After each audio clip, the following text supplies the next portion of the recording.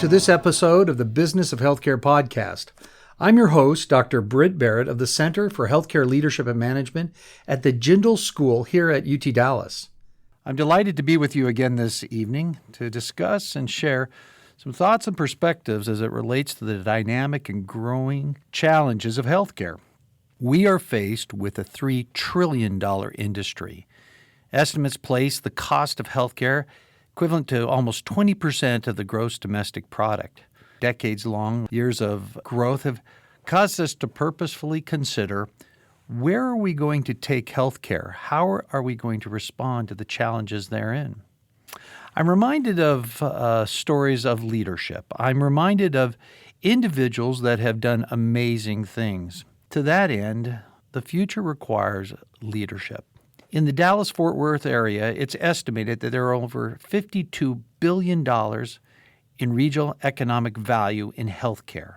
Further, the Dallas-Fort Worth Hospital Council estimates there are over 600,000 employees currently supporting the healthcare industry and represents 15% of the GDP. One needs to just look down the street and ponder and consider the different entities, both inpatient and outpatient, that are growing at a staggering rate.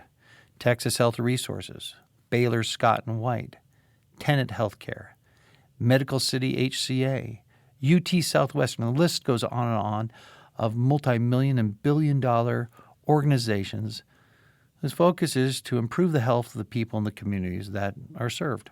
So how does leadership play an important and vital role in this? We found and experienced that change is required.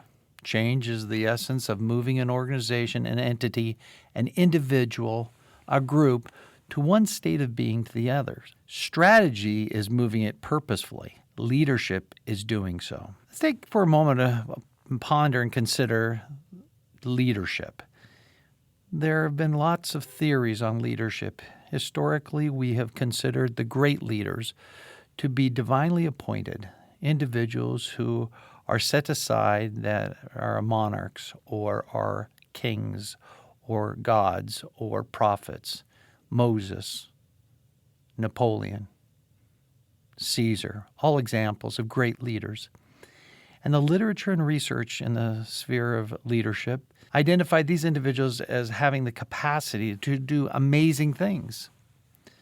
Time has passed, the world has evolved, things have changed, and leadership theory has blended into situational or contingency theory, stating and suggesting that leaders sometimes evolve, that they develop, they grow, they become as a result of their environment or the circumstances surrounding this. After the Second World War, we saw Ohio State and Michigan do some great work on leadership theory and analysis. Their conclusion was that you could develop leaders, that leaders could evolve, that individuals could be given tasks and assignments. Further research explored the idea of what has been defined as transactional leadership, that in a mechanized manufacturing environment, leaders exchange resources to those they lead.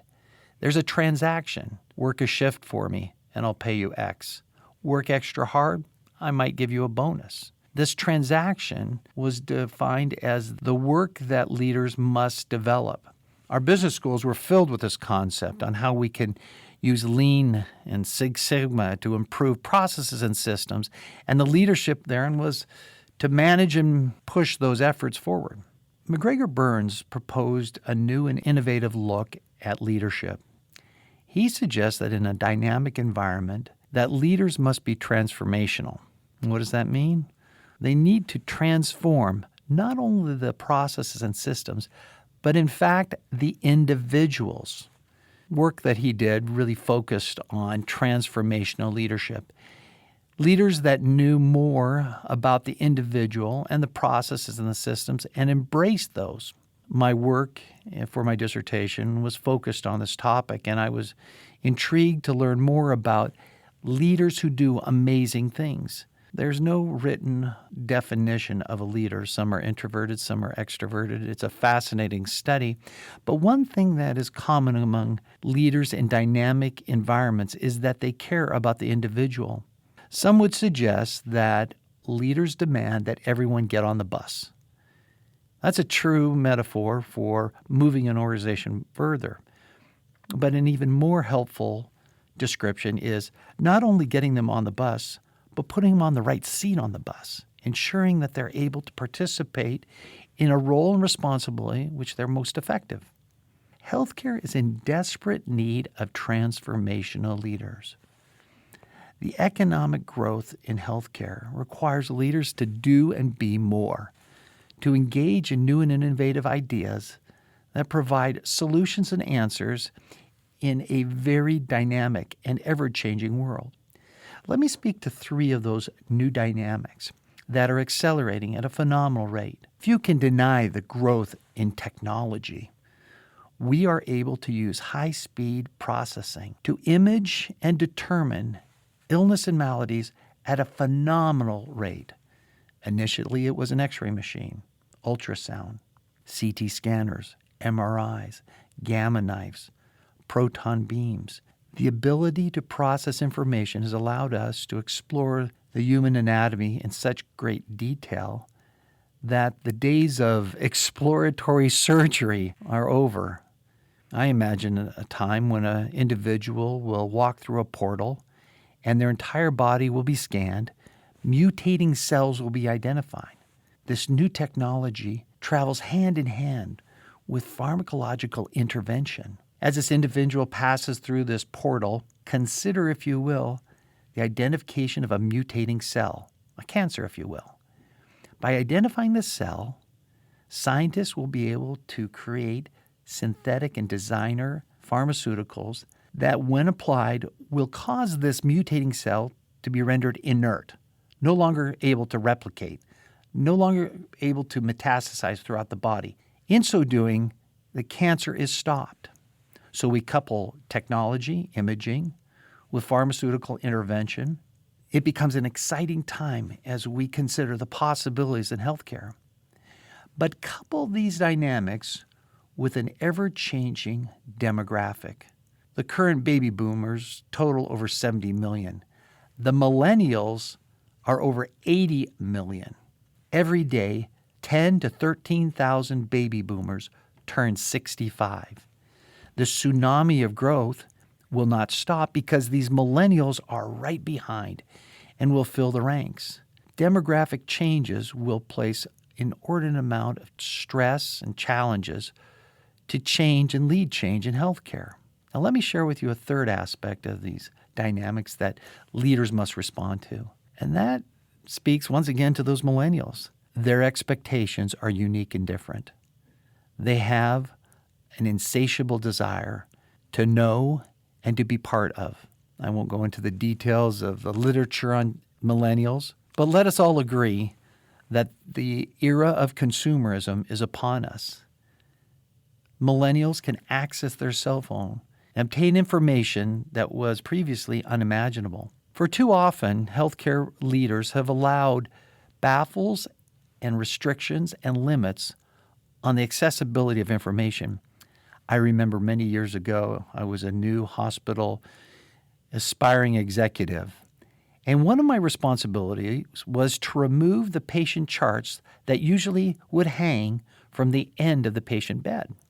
A nurse or a physician would enter the room, they would pick up the paper chart, they would jot notes and orders, and then leave the room. What healthcare executives found is that individuals, patients, would, oh no, read the medical charts and then ask the providers the nature of the notes. My CEO mentor told me that my new job was to take all those medical charts, create a chart rack behind the nursing station where all the charts would be hidden from the patient's view. I asked and was quite curious, why not allow the patients to view the charts? And his response was, they wouldn't understand, and it would just confuse them and be disruptive. Those days are over. No longer will millennials allow the jargon or the misinformation, or perhaps shielding them from key bits of information related to their own healthcare. They want to know, and they want to know now. This societal and social change can and will be overwhelming for healthcare providers. To that end, we'll have to restructure how we communicate, how we share, how we provide information. Healthcare leaders of the future will be responsible for leading change. In the midst of all these dynamics, these moving parts, they will have to be responsible to the changing demographics, new technology, and the consumerism / social expectations placed upon our healthcare delivery system.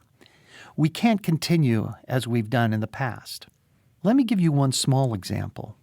One exercise that I assign to my undergraduates is to determine the cost of a hip replacement surgical procedure. Now, in respect for the providers in the local geography, I require them to contact at least 3 providers somewhere in the United States and determine a price for a hip replacement. These young, aspiring undergraduates return somewhat disappointed. Usually they're unable to get that kind of information. Most of the time, the information is impossible to interpret. Further, the numbers, the actual cost, the disparity, the variance is so significant, it's staggering. Some occasions, a hip replacement can cost as little as $30,000, ranging up to over $75,000. When asked to determine the cost of a hip replacement, not included or included in that might be the anesthesiologist, the surgeon's fee. How about the radiologist? Some include durable medical equipment, some do not. The disparity and the lack of transparency is unsustainable in the healthcare delivery world. Providers have been comfortable in explaining, well, every procedure is different. Every patient experience is unique. And for that reason, we're reluctant to give you the actual price of your procedure. To which I think many leaders would suggest, what would it be like if you went into a restaurant and you ordered your food off a menu and the waiter returned and said, I understand you would like this and that and this and that. Well, I can't tell you how much it's going to cost because I don't know how much you're going to eat.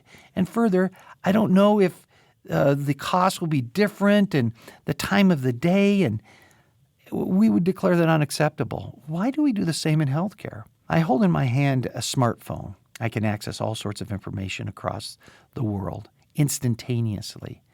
This is the world in which these millennials exist. They have access to information, and they can make decisions. Regrettably, we have not respected that dynamic change in healthcare. Consider and ponder how important it will be for millennials to receive specific information about the cost of their healthcare services.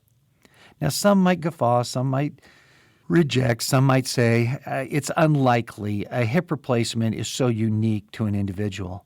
I'll push back and say I think we're on the cusp of transparency like we've never seen before, and also accountability for the healthcare services that we provide. I welcome you to enter into this dialogue, this conversation. I suggest that we are in the midst of significant change, and we must lead that change. Thanks for joining us here on the Business of Healthcare podcast.